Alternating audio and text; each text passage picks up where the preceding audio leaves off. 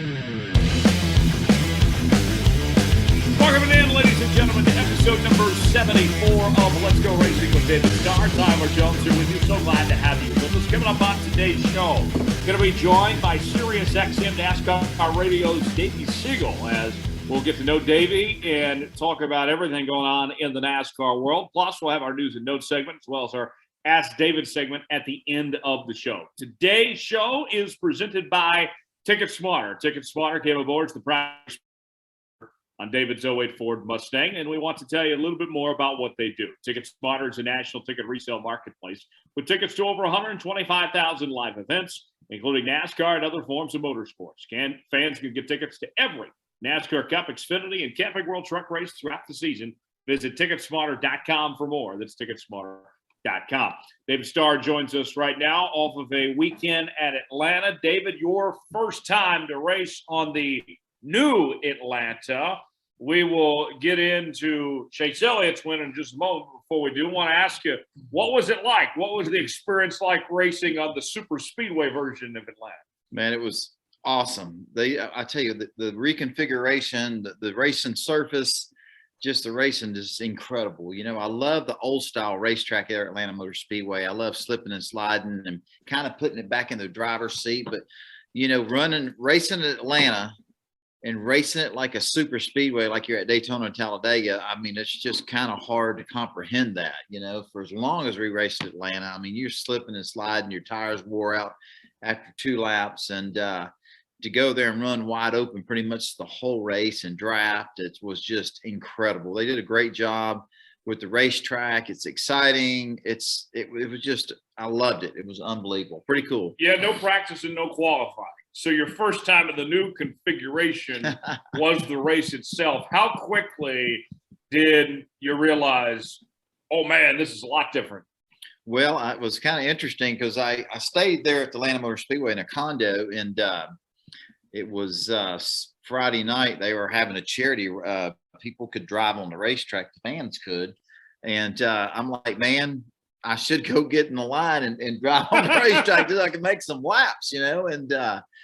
And I said, man, most of these fans have more laps than I have here. But, you know, when they dropped the green flag, my TicketSmarter Ford Mustang was really loose. We were just extremely loose. And a lot of people in front of me were loose. And so it took me about 4 or 5 laps to figure out what I was doing. But I was trying to keep my car underneath me and stay ahead of it. But I was loose. I was so loose that we lost the draft.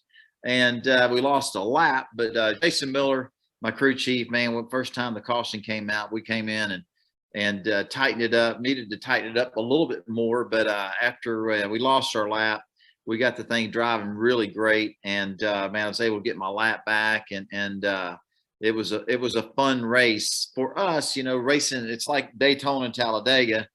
We had a little bit of a big spring in the back of the car because we really talked about it early in the week that we thought it was going to be extremely hot in Atlanta, and the racing surface, when your asphalt gets hot, handling comes into play, you know. So a lot of times when you go Daytona and Talladega, you know, you want your car as low as possible. You don't want the spoiler in there. You got a lot of skew in the car, so you don't have as much drag.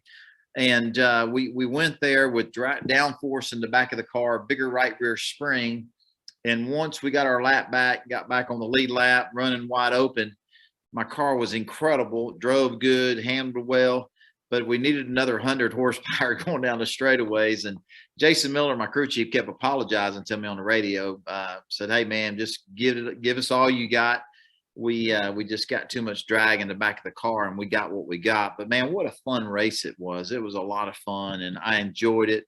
Really, we were a lot better than where we finished, but again, you know, it's we could have lowered the car a quarter inch, would have picked up 100 horsepower, you know. But it was a fun race, and it was an exciting race on Saturday, and then back that up with Sunday to see. Man, I stayed and watched that race. That was incredible. Just a great weekend of racing there at the Atlanta Motor Speedway. Yeah, for sure. And Dominic Aragon from the RacingExperts.com joins us. Dom, Chase Elliott with the win on Sunday. He was just terrific. A great race on Chase Elliott's front. And now, not only did he get the win, but leads the playoff points and has the most wins. Chase Elliott, Do you think we've established him as the favorite now based on what happened this weekend? Well, I go back to David's comments last week when we were talking about it amongst ourselves. David, you said this was really the first time in the last few weeks that we've seen Chase Elliott run up front and run consistently, and we saw that this past weekend. When you talk about a perfect game or a perfect race in NASCAR, that's collecting all the stage points possible and maximizing that with your race results. He did that, picking up the 2 stage wins, picking up the race victory, 60 points. Now, outside the Coke 600, the most you can pick up in a race is 60 points. Chase did that. He extended his points lead. As we know, the regular season champion also gets the additional playoff points heading into the postseason. We have 8 races left until that. I think we're seeing that Chase Elliott and that 9 team, it's their championship, and they're the team that is favored right now, and it's theirs to lose. Well, I agree with you. You know, Chase was strong at Road America. He's been consistently good all year long, but I think he's our favorite right now. But, man, being there and watching the race, Tyler Reddick was incredible, had a fast car. Chase's car was one of the dominant cars, the dominant car. But Tyler Reddick ran up there right with him, led laps. He was incredibly – he had a great car. It was fast. It had a lot of speed. On one of his pit stops, he overshot his box and had to back up, and it put him it probably put him 12, 13 spots back where he was running. And they had a little bit of a somebody got in the wall. I don't remember what happened, but he got caught up in the back of that and took him out of the race. But, man, he was very strong. And then you look at Ross Chastain. I mean, his car was beat up. And, man, that thing, I mean, he almost won the race. And so, you know, you look at, you know, Chase Elliott obviously is, you know, I think his 3rd or 4th win, whatever it was, 3rd win of the season. And he's you know, the guy that we think is the guy to win the championship. But, man, there's so many other ones right there with him. Chase Elliott, I mean, you know, Tyler Reddick, Ross Chastain, and those guys are just as consistent. Right. I mean, Dominic, along those same lines of Chase Elliott, you know, leading points, wins, playoff points, all that.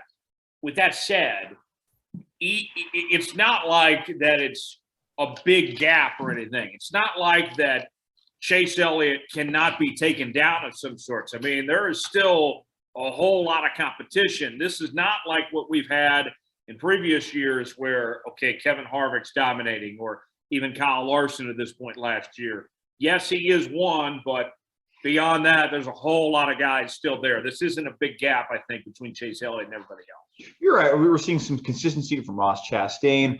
There's definitely a lot of racing left that's got to be determined out. I mean, we could still have 16 winners heading into Daytona. Certainly, that's going to be a little harder now. But nonetheless, the competition has been very stout this year in the Cup Series. And like we talked about it all year in the parity theme of 2022. Certainly, we saw that at Atlanta this weekend, too. Yeah, for sure. Dominic, Davey Segal, our guest this week, somebody that you and I both have known for a while and have seen him on the road over the years. Tell us about Davey before we officially bring him in. Yeah, Davey has been a part of the NASCAR Media Corps for quite some time now. I'm going to go on a limb and say about a good 8-9 years. Cut his teeth covering a lot of K&N West and East Series, as well as working with NBC Washington. He's done some freelance work with NASCAR.com, with Front Stretch, and now with his most recent pit stop at SiriusXM Radio. So, Davey, thank you so much for joining us this week on Let's Go Racing. Glad to be with you guys. It's been a long time coming, and like you said, Dom, I've known you, I've known Tyler, and I've known David from afar for a while, so it's good to be hanging out with you guys. Thanks for the invite. Two Davids in one place? That might be too much. I know. I'll head out. I'll see y'all later. I'll tell you guys, this won't be as confusing as last year. You'll remember this, Starr. We had you, David Swope of ESPN Radio, and Dave Moody all on the same show. That was fun. That was all the names, all the Davids in one place. It's too much for me. I work enough with Moody, so y'all can. Well, Davey, let's go back to the beginning, man. One of our favorite things here on the show. We love to just find out people's story and their backstory and where they came from and what got them inspired to be in our industry in the first place. So where did that passion start for you? Take us back to the beginning. Yeah, well, it started in my family. Nobody in my family raced.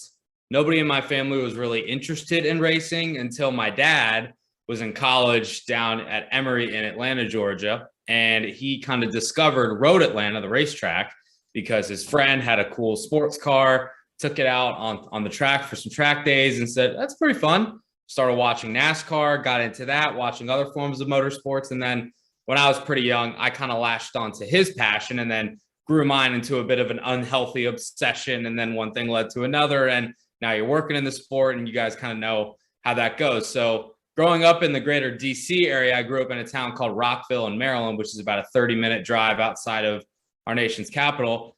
As you would imagine, Washington, D.C., not the most target-rich environment for racing and not a lot of NASCAR fans in the area either. So I was always kind of like that kid that was the NASCAR guy. You know what I mean? It's like there's not that many Jewish NASCAR fans from the D.C. area. So I would consider myself one of one, me and my dad, I guess. But ever since I was a little kid, probably 4 or 5 years old, started watching the sport in 2001 before I even really remember or comprehend what I was seeing.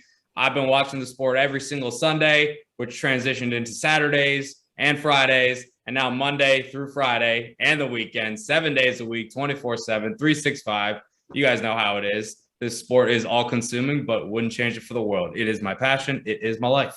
And even then, you went to school at Michigan State, who, is accustomed to losing to my national champion Kansas Jayhawks. Take it easy. Easy. Had to throw that in there. Easy. I did show out today, by the way. Yeah. But Davey, I can't imagine that when you went to Michigan State, that there was too many NASCAR fans there either. There's more up there than there were in DC. I can tell you that. I met a few awesome people up there working for the student radio station, going through the journalism school that had some prior experience working in motorsports, be it in local television or local radio, or even some of my friends that I've gotten to know up there that went and worked at MIS, Michigan International Speedway. Ken Friend, no pun intended, a good friend of mine, was the PA announcer at MIS back in the day. And he has some really, really cool archives and collections from his time there. So he was one that I really got to know up there. But I mean, like you said, East Lansing, again, not necessarily a target-rich environment for racing, but Michigan in the Midwest, as you guys know, is a really, really big area for racing. I mean, again, growing up where I did and how I did, short track racing, grassroots level, that was not a thing for me. I went to Dover for my first race in 2002, went back twice a year, every year up until I went to school. And the first time that I went to a legitimate short track, I guess, was Richmond for a cup race. But besides that, I mean, it wasn't until I started covering the K&N Pro Series West, my first ever race I covered for NASCAR home tracks at the time, now NASCAR Roots, out in San Bernardino at Orange Show Speedway. That was legitimately my first ever short track race. Like, I didn't grow up with the grassroots side of things and going to your local short track on Saturday nights because I didn't have one. So I didn't really understand that side of things. All I knew was the Cup Series on Sunday at Dover and at Richmond, and then ended up going to some other tracks with my dad. We try to kind of check off a new track every year. So to answer your original question, Tyler, Michigan was a little bit more of aware of NASCAR, and my friends that I made up there, they still kind of knew me as the NASCAR guy going to the journalism program there. Everybody wanted to cover, football, basketball, baseball, hockey, soccer, whatever. I was that motorsports guy, but wouldn't trade it for the world. Like I said, it gave me my niche, as you can say. So I'll keep it. I'll take it. That's great. David, go ahead. Well, man, Davey, thank you for representing our sport, man, up there. Hell, nobody wanted to cover it but you. That's awesome, man. And, yeah, of course. I don't believe you're 1 or 2 anymore. You know what I mean? Our sport has exploded, and man, there's so many followers all over the country, all over the world. And it's interesting to hear your story. It's great to hear people's stories and how they found the passion for what we all love. But it's kind of interesting to not really the grassroots, the short tracks around the country. I mean, you started at the top. You kind of did it in reverse. You went to the top Cup, not Darlington, Dover, and then visiting your short track later on. But man, what a great sport, as you know, and all of us know. I mean, the heartbeat of what we do here is the short tracks across America, and all the young men, all the young kids, female, male. That's where you learn how to be a race car driver and showcase your talents and learn about sports and watch all the superstars on television, and then win races, win championships, and there's so many stepping ladders to NASCAR. It's cool to kind of follow a lot of these kids around the country that start grassroots and to see them end up as a professional. It's pretty awesome. And I love what NASCAR has done, how they get behind all that. But man, I love racing at short tracks just because, most of us, that's where we learn that's where we learn to love our sport, where we learn how to race and just everything about it. What were some of your favorite short tracks that you've been able to go and cover at, David? Oh man, Orange Show has a special place in my heart because that was the first one that I went to. I was a fish out of water. I didn't know what was going on. I didn't know where to go, what to do, how to cover that event. So that kind of holds a special place in my heart. But I really liked some of the tracks that I hit on the East Coast. South Boston Speedway comes to mind. Had my first bologna burger there. I was in heaven. Had like 5 that night. That was great. Langley Speedway, another track in Southern Virginia that the K&N Pro Series, now ARCA East, used to race at. And I know Denny Hamlin had a short track show down there. That was a really cool venue as well. But the West Coast, I feel like, is almost a hidden gem of local short tracks for grassroots motorsports. Tucson Speedway, there are so many intricacies of that racetrack from a media perspective, at least. The press box guys. I mean, A, it doesn't really exist, but B, to get up to where you can watch the race from an aerial perspective, it is a 90-degree ladder, painted in red, rusted, and you got to walk up that, crawl through this little fire escape, and then you're on the roof, and then you got to go to another perch on top of the roof. It brings me back. I was going to say it brings me back to when I was a kid growing up on local short tracks, but I didn't do that. But to your point, David, something that I think I really learned going the opposite direction from the Cup, Xfinity, and Truck down to the local short tracks, that kind of gave me a better and a bigger appreciation for how these drivers and these teams and these fans become invested in the sport. 90% of people, they go that traditional route. They start at their local short track and say, oh, well, it's bigger and better over here. Let's watch this. Let's try this. But again, I wasn't exposed to that. So being an adult and being able to understand the intricacies of how local short track racing works. And the K&N Pro Series at that point was kind of the main event of that weekend when I was out there and seeing all these different classes that were happening. I didn't know what Hornets were. I didn't know what street stocks were. I didn't know what a damn super late model was. Right. I quickly learned, and I gained a really, really big appreciation for all those different disciplines. And now I follow those just as much, if not more, than I do the National Series.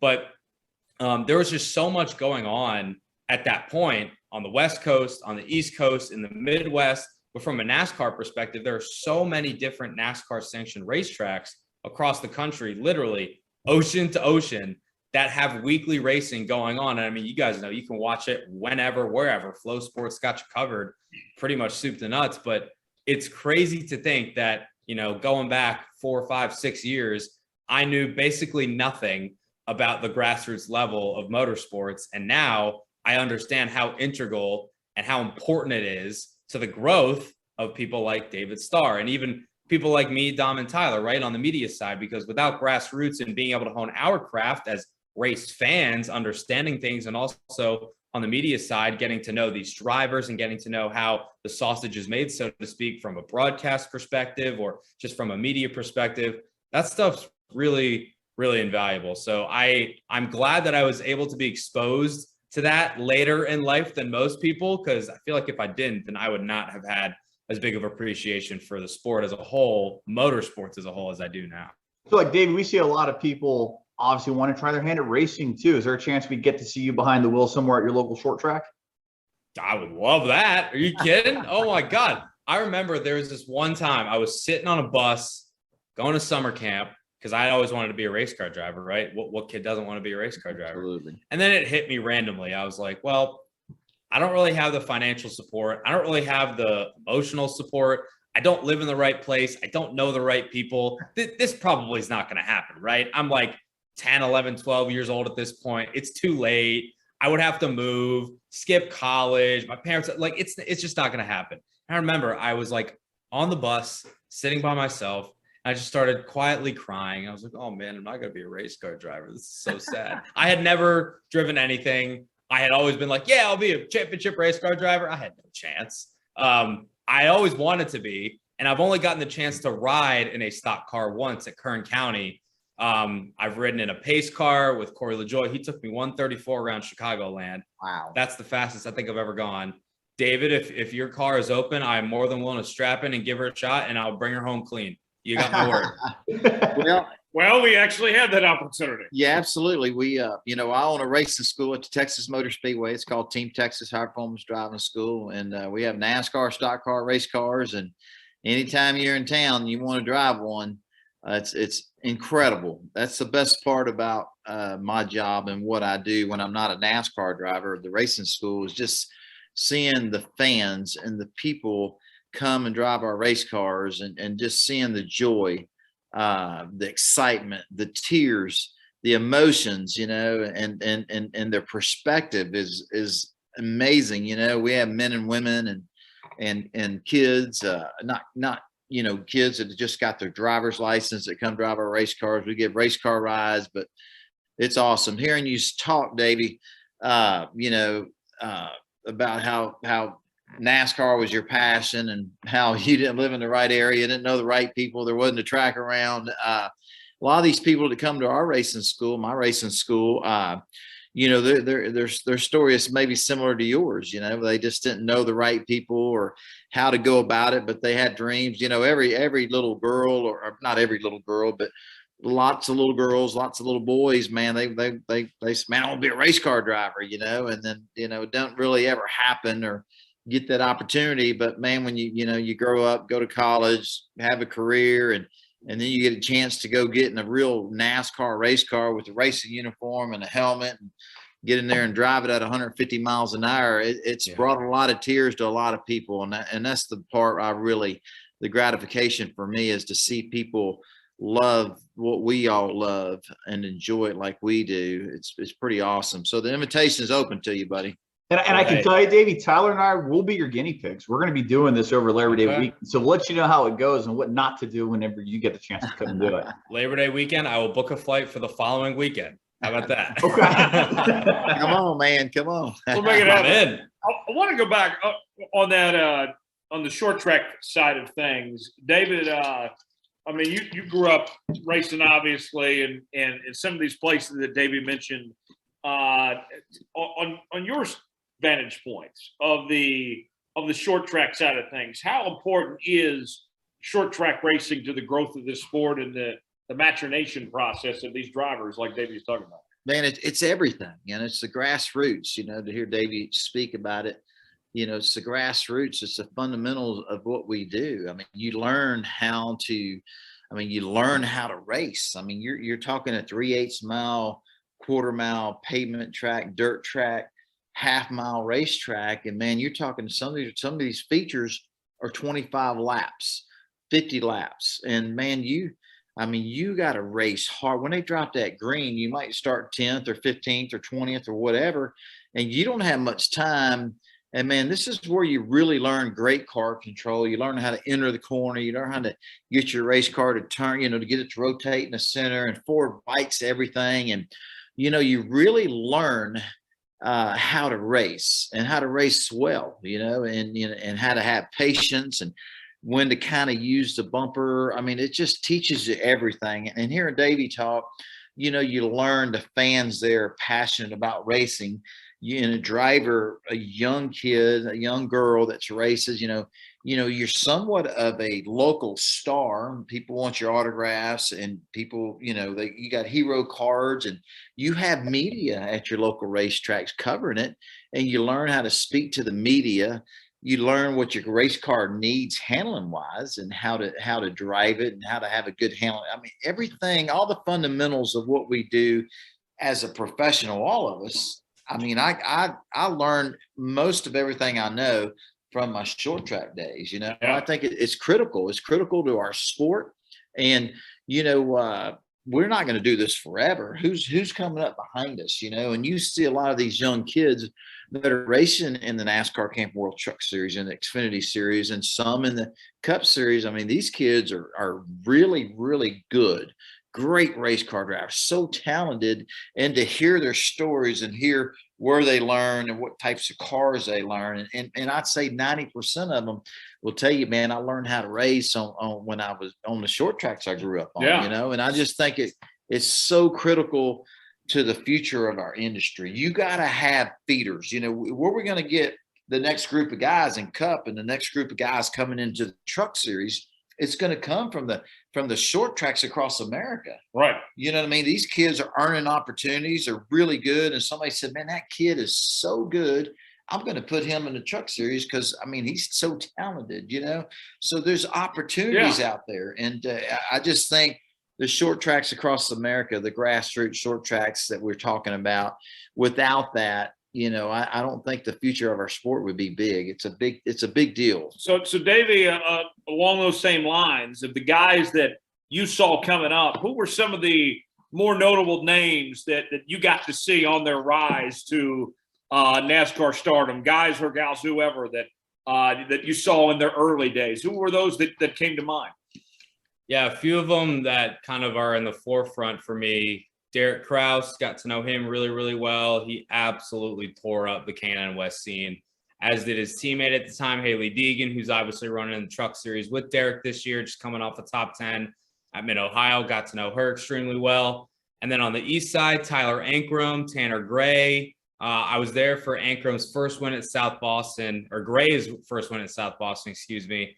And I remember his family was there, and Johnny Gray, his dad's, now obviously a big investor in DGR and what they're doing over there. And I remember, seeing the emotion on his face, knowing what he's kind of poured into his son's racing on the drag side and now moving over to the stock car side. That was a really cool moment to kind of be a part of. And then there's a lot of other drivers that have kind of come through the pipeline that are now in the NASCAR National Series. But I think that there's also something to be said for, we talk about truck lifers, Matt Crafton, Johnny Sauter, those types of guys, right? The K&N Pro Series has those guys too. ARCA West and ARCA East Series. They have those guys too. Todd Souza has been racing in the West Series for over a decade or so. His crew chief, Michael Munoz. These are names that a lot of NASCAR fans, surface level NASCAR fans, they've never heard of, right? But these guys have dedicated their lives to racing locally out West in NASCAR. And, on the East side, there's a handful of names too, even on the ARCA platform. The Kimmel name comes to mind. Tim Richmond and their organization obviously has been around for so long. There's one really cool story that I always go back to, and I don't think it gets enough coverage because it's hard to. There's a man named Takuma Koga who's Japanese. His English is not the best, so he doesn't do too many interviews on the record or anything. But he has also raced in ARCA West for almost a decade, if not more. He lives in Noyoga, Japan, and commutes to the U.S. for every race. Wow. That is incredible dedication, right? And Takuma would probably tell you too, he's never won a race. He's only finished top 10 a handful of times. Between us four here, the car count for that series is not anything great, right? So finishing top 10 is not even that huge of an accomplishment right now, but this guy does it for the love of racing, right? He's got a simulator business back in Japan. He's got two kids that he always posts videos of them running go-karts out in Japan, and he flies across the world to run in the ARCA West series and has for years and years and years. And he doesn't expect any sort of, warm welcome, recognition for doing it. He does it because he loves it. And I think that kind of goes back to the whole point of grassroots racing. Yes, young drivers, they come up through the ranks because they want to get to their ultimate goal of being in the Cup Series or Truck or Xfinity Series.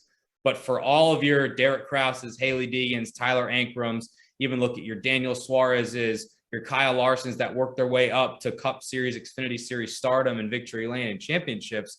You got your Todd Souzas, you got your Kimmels, you got your Takuma Kogas. And I think that they should be recognized a little bit more than they are. Understandably so, the guys that win a lot and the guys that are in the spotlight get most of that spotlight.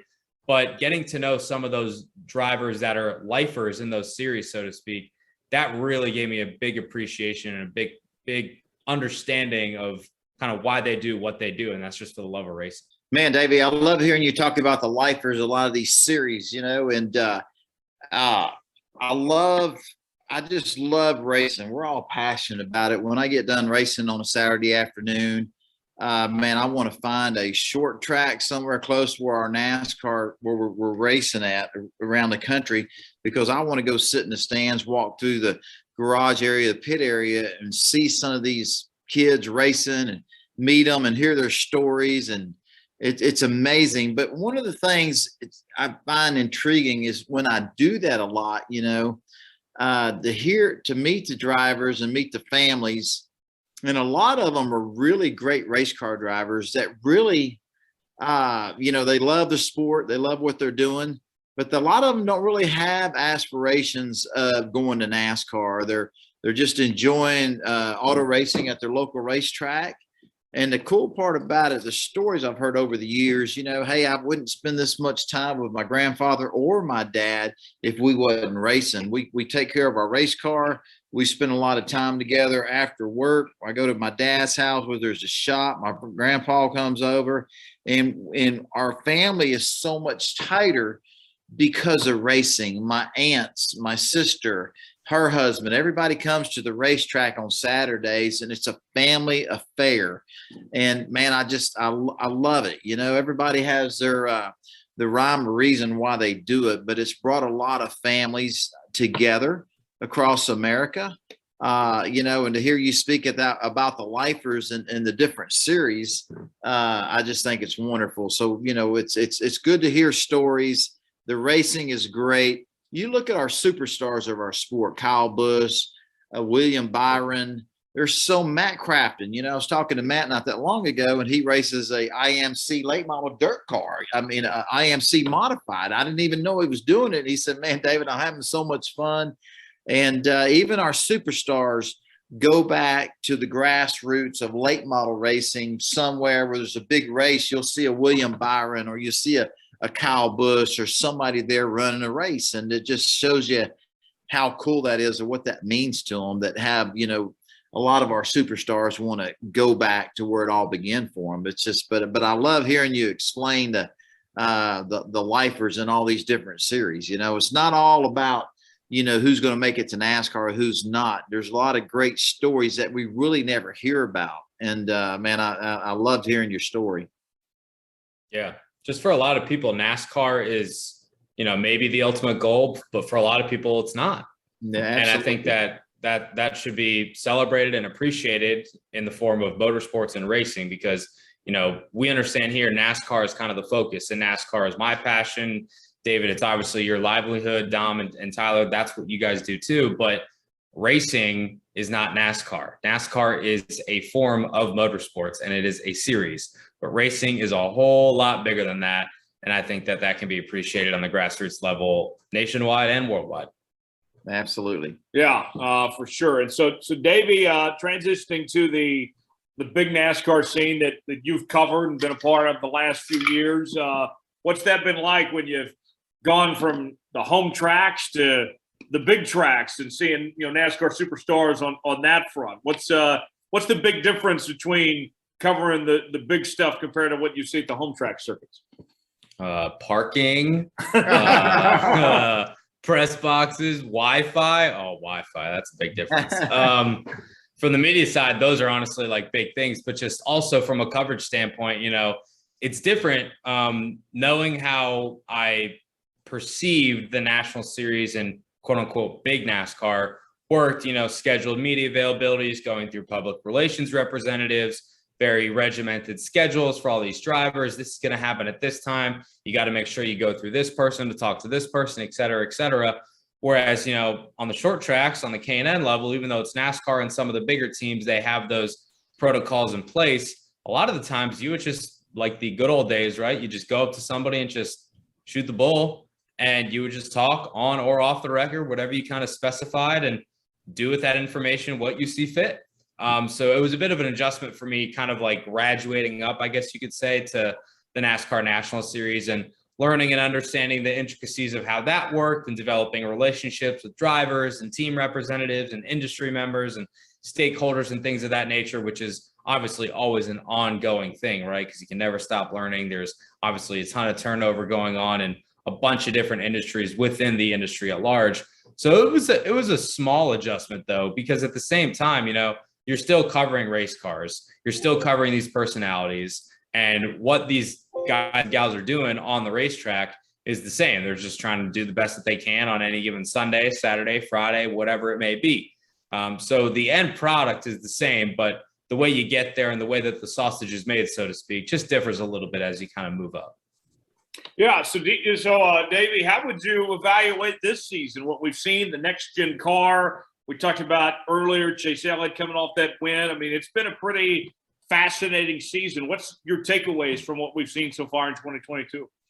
I think fascinating is a really apropos word there, because when you throw in the intrigue of the next gen car on the Cup side, and that's obviously what I'll focus on. I mean, that is one of, if not the biggest unpredictable variable that we've had in the Cup Series, maybe ever, certainly in my adult lifetime, maybe in my entire lifetime, right? And, we've heard drivers and crew chiefs and pundits speculate leading up to the year, well, we don't know what to expect. I have no idea what to expect. I don't know what's going to happen.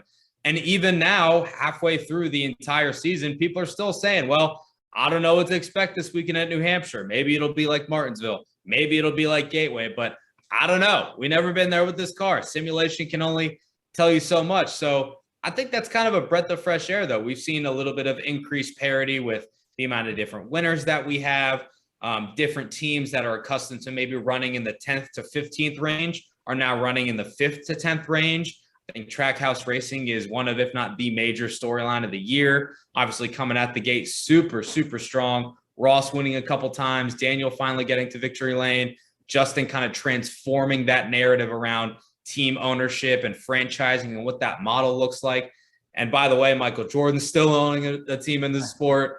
We have a new revamped Super Speedway S track that we just raced on in Atlanta. Road courses are coming fast and furious with this new next-gen car that's kind of modeled after an IMSA and a Trans Am car that's supposed to be better suited for those types of races. We may have a street course race next year. Tyler Reddick just signed with Toyota for 2 years from now. There is so much stuff going on. I can't keep it all straight sometimes, but fascinating is a really good word for it, because although all those guys and gals have said, we don't know what to expect any given week, I feel like that's kind of true. And I'm sure, David, you could probably speak to that as well on the Xfinity side, given that, there's a lot of turnover in that series personnel wise.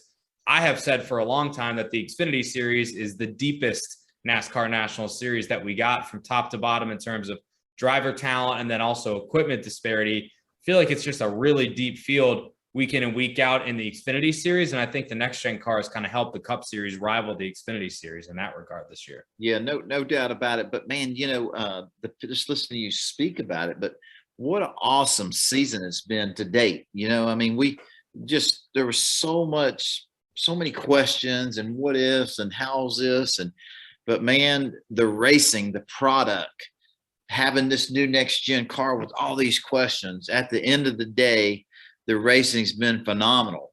You know what I mean? And like you said, teams that we really aren't used to seeing run up front or even win races, the parity we have is amazing. And it's just been a great year. More fans are tuning in. It's so much interest.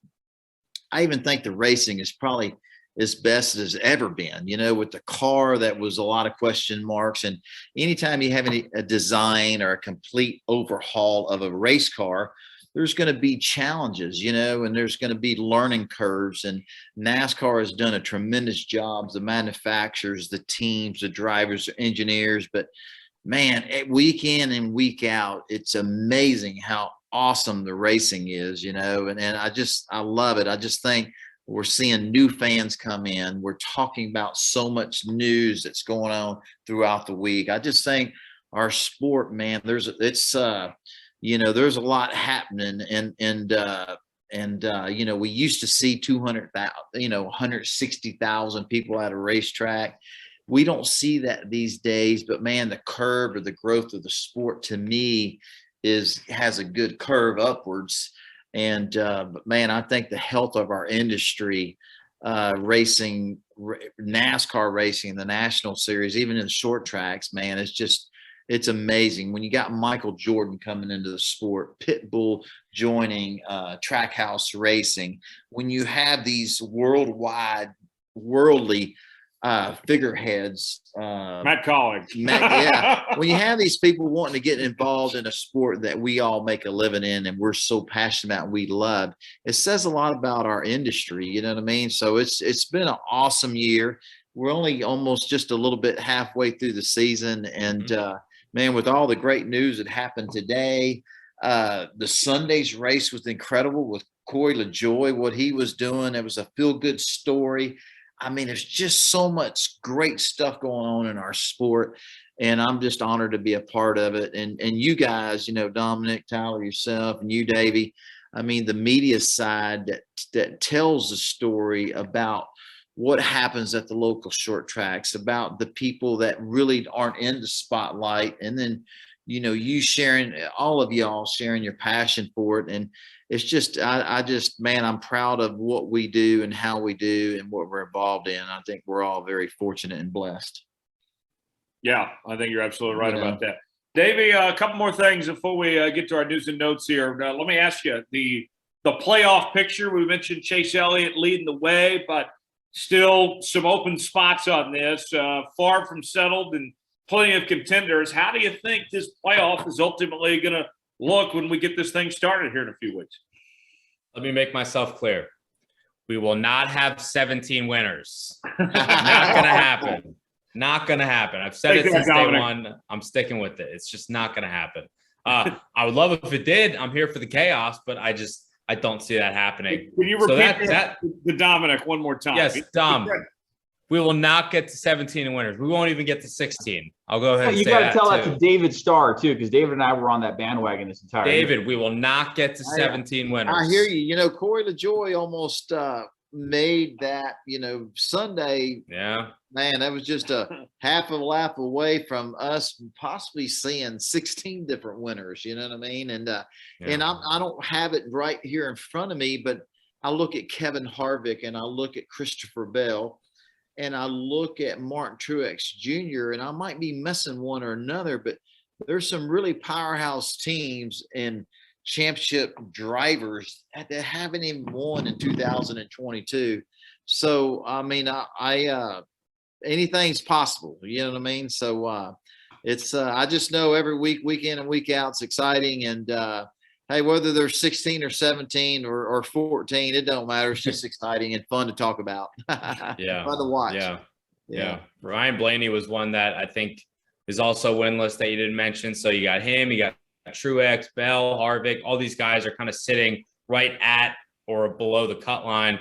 Harvick's one that I'm looking at pretty intently because given his track record, right, we can give him the benefit of the doubt and say he will probably find a way to make his way into the postseason. But if you look at the stats and you look at the numbers right now and how many races are left and how many points he's got to make up, I don't know if I'd feel so confident in that. And I mean, I know that SHR at New Hampshire last year obviously ran exceptionally well. Eric Almirola getting the win. So maybe it could happen there. Maybe Pocono or Michigan, a fuel mileage type deal. Daytona to close out the regular season is unpredictable for all those reasons that we've outlined. So I don't know. I mean, I want to give Harvick the benefit of the doubt, given that he is a champion. He's probably going to go into the Hall of Fame on the first ballot. He's deserving of all those things. But right now, as it's currently constructed, Ford is a little bit off. SHR is a little bit off. And in turn, Harvick is just a little bit behind guys like Christopher Bell, Martin Truex Jr., Ryan Blaney that haven't won a race yet. So I'm keeping a close eye on the Ford camp to see if they can kick it into high gear and try to make a little bit of magic here to get into the postseason. Yeah, in Kevin Harvick's case, it's not his fault. He's getting everything he can out of those race cars. His team, Ford, kind of letting him down right now. Now, one more thing before we get to our news and notes. Davey, you do a lot of TikToks and kind of recapping races. Oh, boy. Before I play this clip, let's provide some context here. You go back to the championship race last year. David was a part of that, driving the 13 car for MBM Motorsports. And you had a very great, I don't even hard to describe. It was the perfect 2-minute storytelling of what went down, David. Tell us how you put this together before we play this. Yeah, so the TikTok recaps that I do every week, I think that's a good way of putting it too. It's kind of like a maybe 2 minute and change story about how the race played out with a little bit of humor involved as well. You know, most of the drivers that I tend to make fun of, most of all Joey Logano, when I put on the glasses and Frank, even he admits that it's kind of funny and he gets a kick out of it, which I'm glad, because the whole point of this is to make people laugh and for people to kind of look at it from a jovial, joking perspective. So the clip that you're referring to, Tyler, I think that's the only time that I've ever impersonated David in one of my TikTok recaps, but he had a big part in the ending of that race. So I figured that he was worth portraying in that moment. All right. So David, you're going to get to see this for the first time. He's never seen this before, by the way. Oh, God. So you're going to get a live reaction. Here we go. Pit now, Martin, pit now. Damn it, we're screwed, aren't we? Actually, it looks like we're the leader.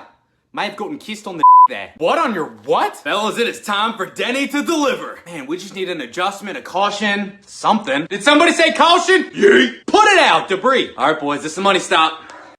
So there it is, David. Wow.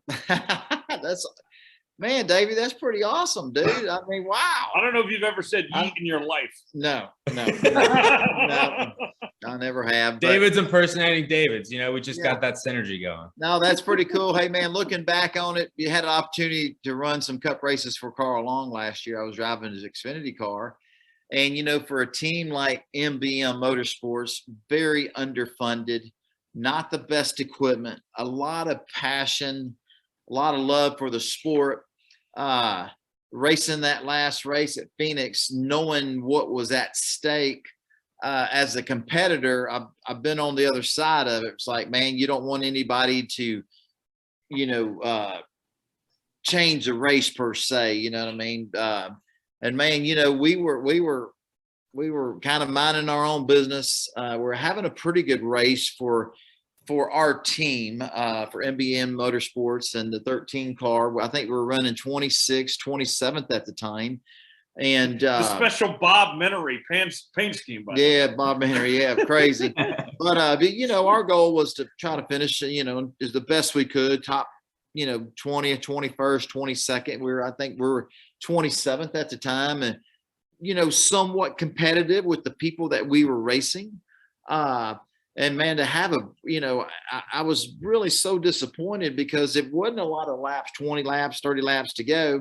Mm-hmm. And man, we use lots of braking at Phoenix and have our rotor explode. I mean, it was nuts, man. I was so disappointed. You know, I was like, man, Carl, how old were these brakes? You know, you got to have brakes. You know, you can't have your brakes explode. I mean, of important. Yeah, absolutely. You know, it's like, man, you got to have decent brakes, you know, because, man, first of all, you're going to destroy your car. You go into a corner at Phoenix where you use a lot of brakes and you ain't got no brakes. You can pretty much throw that piece away, that race car away.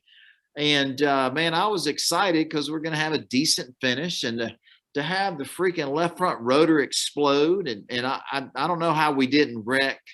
And I was just so involved in our situation and disappointed. I wasn't even thinking, man, what's going on with the championship? You know what I mean? And, you know, after you know, I didn't hit the wall, didn't get in anybody's way. We caused a caution. And then, man, the next day or 2 days later, hell, I think Tyler or Dominic said, man, have you seen all this stuff? They're talking crap about you, this and that. Man, I had nothing to do with any of it. You know, I was just out there minding my own business, racing the people that we race with. And it was just one of those things, you know. I was mad that we couldn't finish the race, you know. And looking back on it, people were saying, you know, I don't know. So people all over the internet had reactions. Daveys was good. I don't know if he's seen this one, but my favorite meme to come up of it was the office of you negotiating a deal with Rick Hendrick, a little side chick with Michael Scott from The Office. Yeah, but hey, man, as a racer, you know, you know, and so there was no handshake agreement. Oh, absolutely. You know, one of the things, even though we were racing hard, you know, and knowing our team, the kind of funding we have, and you know what you don't ever want to do. You don't want to change. You don't want to get in the way to change how the race is playing out. You don't want to be that person, you know. And one of the things I made sure with my spotter, I say, hey, you make sure I know in advance when the leaders are coming, you know what I mean? Because you don't want to be in their way out of respect, you know what I mean? And you mean you didn't do that on purpose? Because everybody on the internet assumes you did. well, hey man, I Everything use on the internet is true. hey, I use the brakes hard, and if doing it on purpose by using the brakes, I mean, I was just trying to slow our race car down and trying to get in turn one. But hey, if anything, you created a fair opportunity where they all got to go to pit road and decide the championship right there. yeah, Team but sport, David.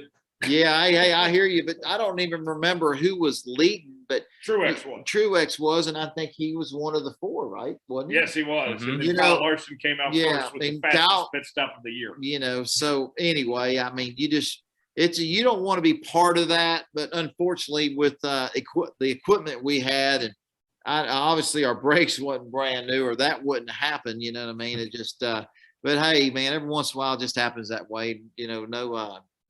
I sure in the hell didn't do it on purpose. So David, I have to ask you, I mean, I've never asked you this. I don't know if Tyler's ever asked you this, but when that all happened, of course, that was 6 months ago, almost a year now since the championship race. Did any of the four championship contenders ever come up and talk with you about it? Did any of them ever come and ask what happened? Man, I never heard anything. I didn't even know that people were, you were part of that conversation, until I think Tyler, it was you or Dominic. It's all our fault. I mean, y'all were telling me what was going on. I mean, you're racing. You're in your own zone. Like you're doing you. No doubt about it. And then when I leave the racetrack, I don't really keep up with what's going on social wise. You know what I mean? I'm a pretty busy guy, and I got my own business. I don't know. I'm not one to keep up with what's happening, I guess, socially. And I didn't even know what was going on until these guys brought it to my attention, and they're the worst. What happened on social media? Kyle Larson fans loved you. Martin Truex, Chase Elliott, and Denny Hamlin fans were not kind. I loved you. You gave me good content for my TikTok recap. Yeah, there you go. Well, I'm glad I could help you out on your TikTok on the content you needed, Davey. So I appreciate that, man. Appreciate you, David. We will move on and get to our news and notes segment, which is presented by TicketSmarter, the official ticket resale marketplace of Worldwide Technology Raceway. David won there in 2004 in the truck. They were the presenting sponsor of this year's Cup race in June. Fans can get tickets to any type of event, including sports, concerts, and theater productions. I just saw Machine Gun Kelly the other night. Got my tickets on TicketSmarter. TicketSmarter is committed to helping those in need by donating $1 from every transaction to various charity organizations. Head over to TicketSmarter.com to find tickets for upcoming events. That's TicketSmarter.com. David, do you know who Machine Gun Kelly is? I do know who. Really? Oh, absolutely, man. I'm impressed. Well, I do. I definitely. I mean, do you know who Blake Shelton is? I love Blake Shelton. Yes, I have met Blake Shelton, actually. Yeah. Yes. But, man, TicketSmarter, man, what a great place. The fans, people come up to me all the time, tell me how cool it is that they bought their tickets to a concert or the race through TicketSmarter. So, man, you get such a great deal there. I said, well, hey, thank you for supporting us, and the truth of the matter is every transaction TicketSmarter gives $1 to a children's charity. It's really they're just a great company, and I'm honored to be a part of it. Yeah, they're great, no doubt about it. All right, Dom, news and notes time. We might have something to talk about. We might have something to talk about. Well, we're only going to go over one headline in the news and notes, but it's a pretty darn big one, guys. So on Tuesday, July 12th, 2311 Racing announced that Tyler Reddick will be joining the team in 2024. Reddick, certainly one of the most sought-after drivers, will be joining their lineup. No word on if there will be a three-car organization, what's going to happen with their current lineup with Bubba Wallace and Kurt Busch. But RCR also released a statement today, too, and I quote, "We're proud of the success Tyler Reddick has found at Richard Childress Racing. We're focused on winning a championship in 2002 and 2023, although the timing of this announcement couldn't be any worse. Certainly a lot of questions and way more questions after this announcement, but guys, definitely, we know Tyler Reddick's going to be having his moves over the next couple of years. Where do all the other pieces fall?" So, Davey, let's start with you. What's your immediate reaction to Tyler Reddick heading to 2311? Let me fix my camera here. Sorry, it's all wonky. Give me a minute. Okay, hold on, stand by, and we are back and rolling. Okay. Man, I was shocked. I was on the media availability and I was kind of like doing something else, and I hear like a weird voice, and it was Tyler Reddick. And Lisa Hughes Kennedy, who's moderating the availability, she's like, Tyler, I think you're in the wrong room. And I was like, that's weird. Why would he join this one? And then he has a little smile on his face, and I'm like, okay, what's going on here? And then Denny goes, well, actually, and I go, oh, no way. And then I was like, is he going next year? I thought he had already signed for RCR. And then he said 2024. And I was like, well, there's a lot going on here, a lot to absorb, lots to figure out. It is an incredible get for Toyota in 2311 racing. I think Tyler Reddick was and probably is the most coveted free agent for that 2024 class. Now he's off the board, obviously, but this guy is a two-time Xfinity champion. He's now a Cup Series winner. He's proven himself versatile on all different track types, be it short tracks, road courses, intermediate, super speedways, low grip, high grip, low downforce, high downforce. And he's still really, really young, and he's extremely marketable. He's extremely charismatic. He is the full package. And I think that Denny Hamlin said it pretty well. He said, I've raced against him. I've competed against him. I saw him. I want him, and I got him. That about sums it up right there.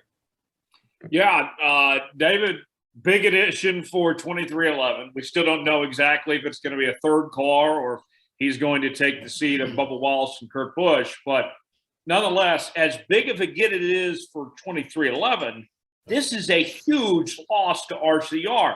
He was the best driver they've had since Kevin Harvick. Their performance over the years has not been good unless it's been Tyler Reddick. Is this a bigger gain for 2311 or a bigger loss for RCR? I tend to lean more towards the loss for RCR. Man, no doubt about it. You know, Tyler Reddick is the most sought out driver because, you knew he was coming free agent. But man, and hear Daveys speak about him. I mean, two Xfinity championships, low grip, high grip. I mean, whatever type of race track we're competing on, Tyler Reddick is right there in the front. And man, this guy is so talented. Just a great race car driver, and he's got everything. Everything. He's perfect for a big organization. And man, I think it's a big loss to RCR. I mean, it was when we were talking about it a couple of weeks ago on our podcast, it's like, man, it'd be foolish for RCR not to tie him down for a 3, 4, 5 year contract. I mean, he's the future. I mean, he's good. And for a sponsor standpoint, that's what you want right there. Race winner, charismatic, good with the sponsors. Yeah, I mean, he has it all. Well spoken. I was really surprised that they gave him a 1 year extension. I'm like, are you crazy? I mean, and man, I was shocked when I heard the news today, but I wasn't shocked. You know what I'm saying? And Denny Hamlin said it best. He said it, his statement was spot on, but I think it's a big loss for RCR Racing. I mean, because man, he has put them back on the map. I know there's another driver over there, but the 3 car is not what the 8 car has been the last couple of years. The 8 car has really put that place.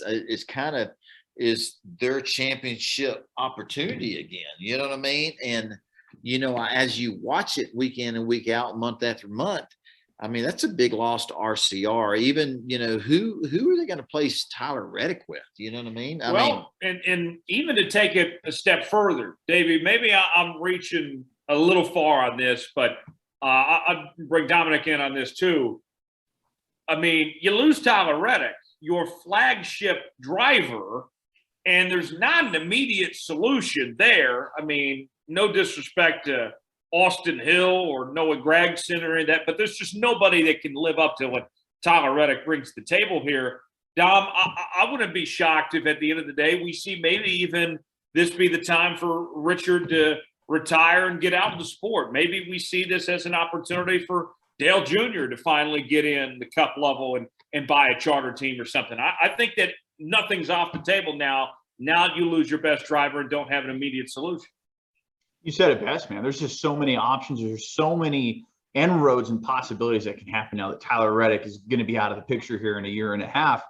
What happens to that 3 car? What happens to the 8 car? Do they go back to the 3 and the 31? Do they leave the sport altogether? Junior Motorsports, what happens there? Do they maybe bring somebody else? I mean, could they even void Tyler Reddick's contract for 2023 if they really wanted to? There's just so many options and so many things that could happen. I mean, Davey, I was seeing something online earlier that I guess there's a really big push to have Corey LaJoie maybe at RCR. I mean, how realistic is something like that even for next season? I think Tyler said it best. There's a lot on the table, and anything is a possibility, right? I think going as far as saying RC getting out of the sport, I think he would probably tell you till he's blue in the face, they're going to have to rip the team out of his hands, right? He's not going to give that up, but you never know. I mean, Chip Ganassi wasn't looking to get out of the sport, and Justin Marks may have been an offer he couldn't refuse, right? So, anything is on the table here. I think Corey LaJoie is a good option. Eric Jones, I think he re-signed for 1 year with Petty GMS, but after 23, we don't really know his plans, if they're set in stone yet or not. There's a lot of other moving parts and pieces with drivers that are coming up from the Xfinity series, even from the Truck series. There's Sheldon Creed and Austin Hill that you mentioned are in the RCR camp already. Colleague Racing has a tie to RCR. They've got AJ Allmendinger. They've got Daniel Hemrick. They've got Landon Castle. They've got Noah Gregson. So there are plenty of options. Another wrinkle to this whole situation is the lame duck aspect of it. It's not unprecedented, right? It happened with Casey Kane with Hendrick before, happened with Harvick and RCR again already in 2012 before he went to SHR. Clint Boyer did it before he went to Stewart Haas Racing, spent that year at H. Scott Motorsports. So this has happened before, but I think kind of the blindside aspect of this comes from just the fact that we knew that Reddick was going to be back at RCR in 2023, and it was only 9 days ago that he won. I mean, it's not that long ago, and at that point, he's in victory lane with his guys. He's celebrating, he's hooting and hollering, he's high-fiving. We don't know the timeline for sure, but conventional wisdom would suggest that he had already signed his deal at that point. Yeah. So it's just wild to think about the timeline and how quick and accelerated it really was 18 months in advance. Well, and I'm not trying to beat on any PR people because, we all have friends that work in the industry on the ins and outs, but I thought it wasn't very professional from RCR, their statement of talking about the timing, because if anything, I felt, David, that him giving them a year and a half notice that he was leaving, that he was signing elsewhere, you talk about timing, he has given them now plenty of time to fill that spot, to go find a driver, whatever it may be. This year and a half, if I'm RCR, if you weren't going to get Tyler Reddick back, I mean, the one thing he did give you was actually time. I thought he handled it fine. But the bigger picture is, I mean, there's a championship at stake. I mean, Tyler Reddick is in the chase. RCR has a shot at being the champion, and I think the distractions that come knowing that your drivers, the future is not Tyler Reddick anymore. I think there's distractions there. And I was really surprised with the timing of all this, I mean, when is the right or wrong time? But man, there's championship. I mean, to me, the focus is on winning a championship, putting RCR back, back on top and having that opportunity. But now there's a little bit of cloudiness in the organization, that now that he is not the future of our organization like we thought he was, So I don't know. It's interesting, man. It's exciting. It's shocking.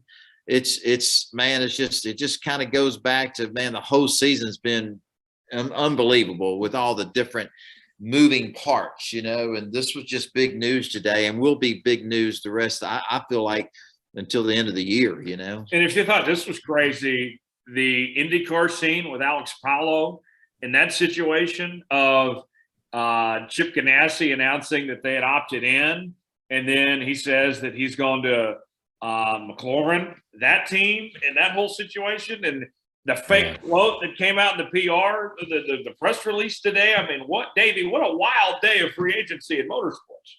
I was watching a show and I open up my phone and I see that went down and I was like, what's happening today? What is going on? I mean, that's something that I don't think that I've ever seen. A team says, all right, our driver's coming back. The driver says, no, I'm not. The new team says, we got him. And then there was actually we're kind of recording the this reigning live, but champ of that series. The reigning champ. And there was just a statement that came out from Chip Ganassi that basically said, we stand by our statement. We picked up his option for next year. We expect them to drive for us next year. So I don't know what the hell's going to happen there either. There's a whole lot of drama going on. Yeah, it's wild. Real quick, and then we'll move on. Look ahead to this weekend at New Hampshire.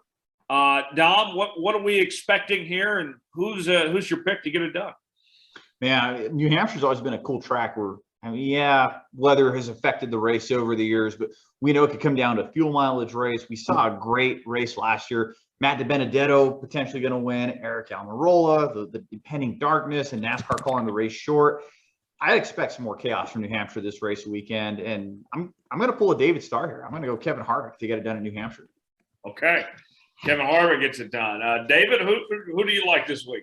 Man, I'm going to have to go with Kevin Harvick. The dominance that Eric Almirola had last year, about halfway through the race, I was there. We had a race on Saturday, and man, I didn't see him as the winner of the race, but man, late into about a quarter way to go to the end, there he was. And, but man, he was dominant. And, but that was a different race car. So I don't know. I keep saying Kevin Harvick because I so badly want to see him make the chase. And you just think any given weekend that Stewart-Haas Racing is going to step up to the plate and be what they've always been, what I mean? So, I know it's time is not on their side, but I'd love to see Kevin Harvick go to victory lane there in New Hampshire. I am going to go with a guy that has come very close. I think he should have more wins than he does this year. Give me Kyle Busch to get it done in New Hampshire. David, who do you like? I'm going to go with New England boy. Joey Logano's going to get her done. Absolutely. And he's won at New Hampshire before. Yes, that's where he got his first career win, holding that lobster there for Joe Gibbs. We will shift gears to our final segment. Our Ask David segment will begin in just one moment. Before we do, today's show is presented by TicketSmarter. TicketSmarter came aboard as the primary sponsor this year in David's 08 Ford Mustang. We want to tell you a little bit more about what they do. TicketSmarter is a national ticket resale marketplace with tickets to over 125,000 live events, including NASCAR and other forms of motorsports. Fans can get tickets to every NASCAR Cup, Xfinity, and Camping World Truck Race throughout the season. Visit TicketSmarter.com for more. That's TicketSmarter.com. Time for our Ask David segment. Each and every week, we ask you to submit questions to David as well as our guest of the week. You can check us out on Facebook, Facebook.com/David Starr Podcast, Twitter @Starr Podcast, and by email, DavidStarrPodcast@gmail.com. Also, we now have the official Let's Go Racing with David Starr Facebook group with exclusive content and access there. So we encourage you to join that Facebook group. If you're watching on YouTube, we'll have the link to the group in the comments on the YouTube page. So a question for David, but this really goes to everybody. But we'll start with you, David. Our first one in the inbox this week comes from Wendy. Wendy wants to know, David, what's it like when somebody says they're a fan of you, when they root for you every week that you don't know?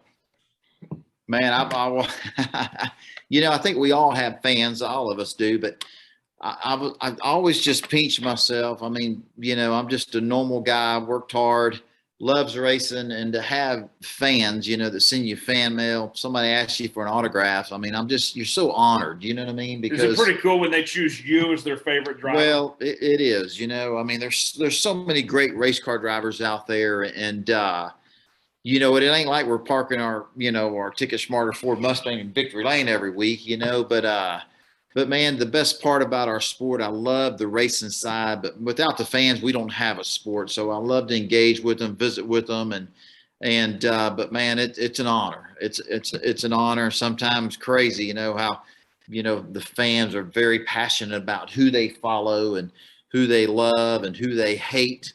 And to have fans follow either one of us or all the other drivers, it's a big honor, man. I'm honored when somebody says, "Hey, I'm a big fan of yours. I've been following you for years." It's cool and it's an honor. Davey, along the same lines, kind of like in our perspective for me and Dominic and you, what's that like of just people that follow your work and are checking everything you do? I mean, we're not like what David is, but I mean, I always appreciate, all that response and just anybody that, checks out what we're doing and all that, the stuff. It makes that hard work feel like it's paid off a bit.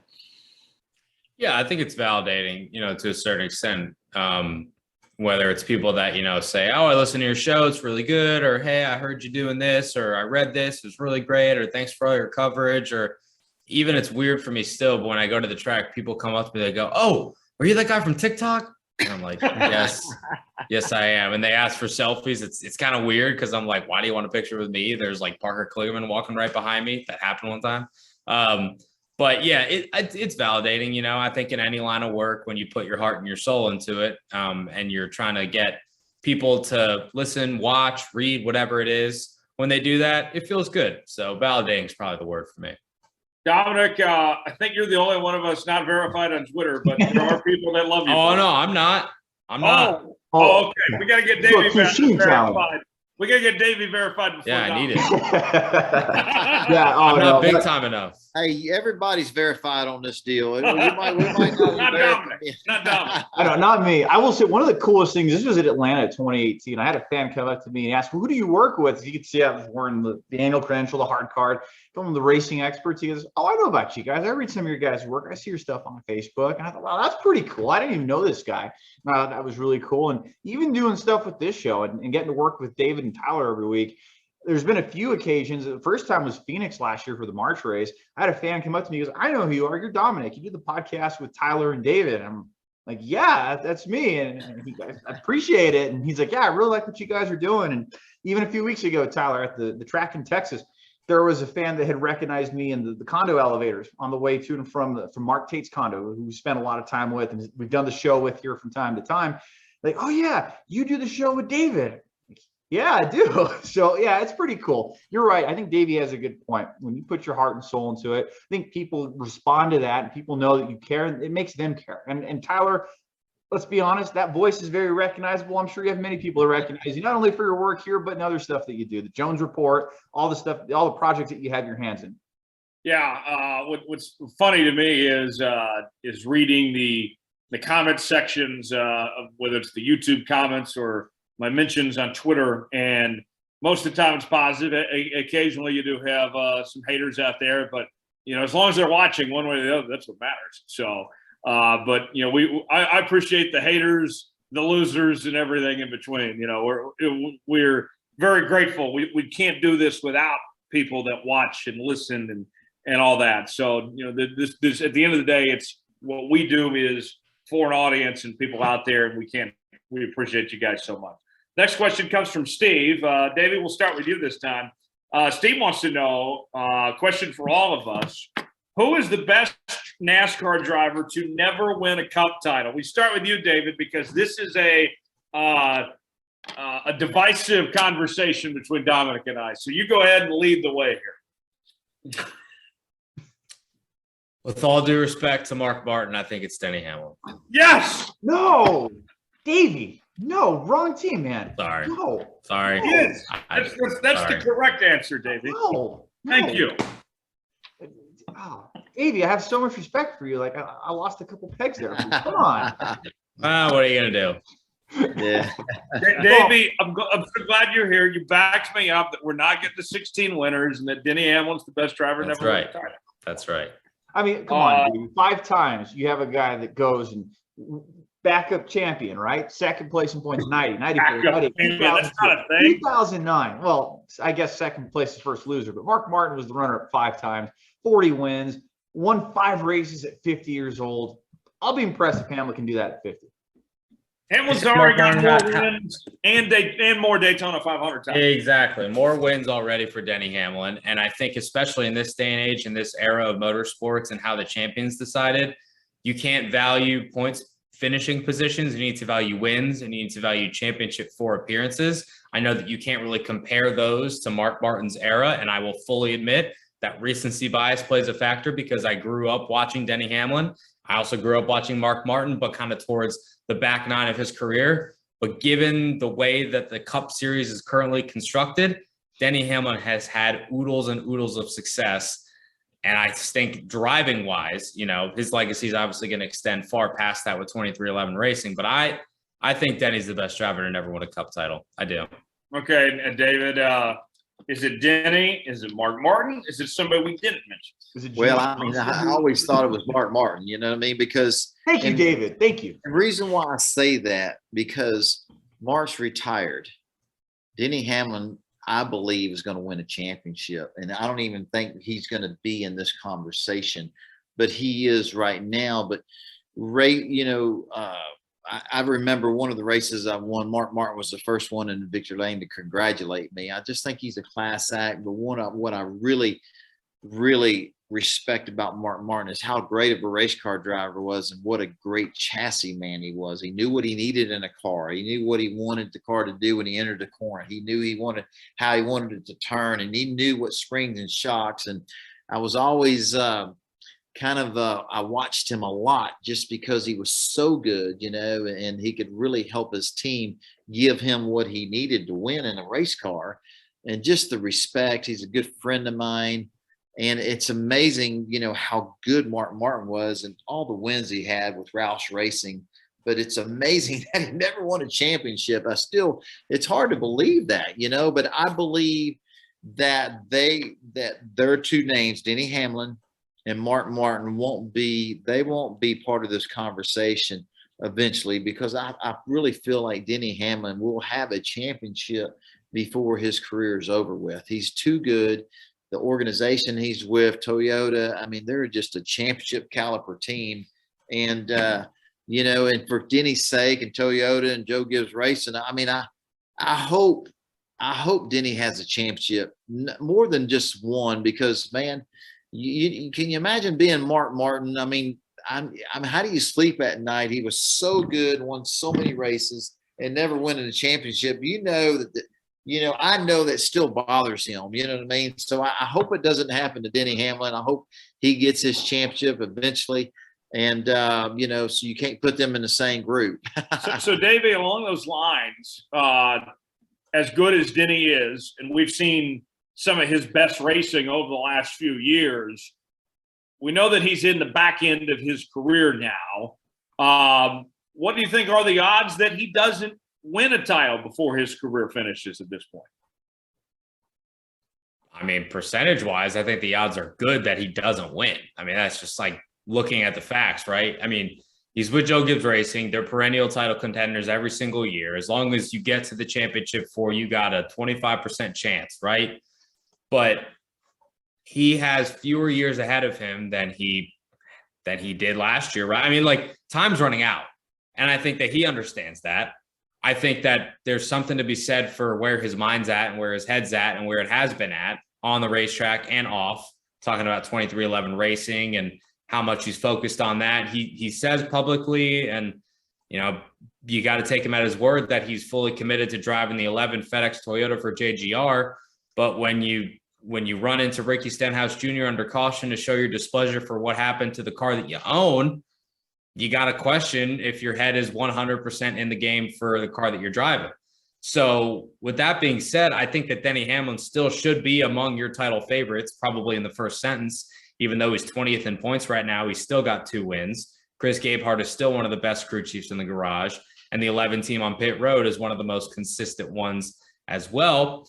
But looking at the numbers, he does not have that many years ahead of him anymore. And I think he understands that. He's been a realist about that. He has said also publicly, he is completely at peace with the fact that he may never end up winning a Cup Series championship. And I fully believe him on that. Does he want to? Of course he wants to. But given the recent string of success that we're seeing out of Trackhouse Racing, Kyle Larson, Hendrick Motorsports overall.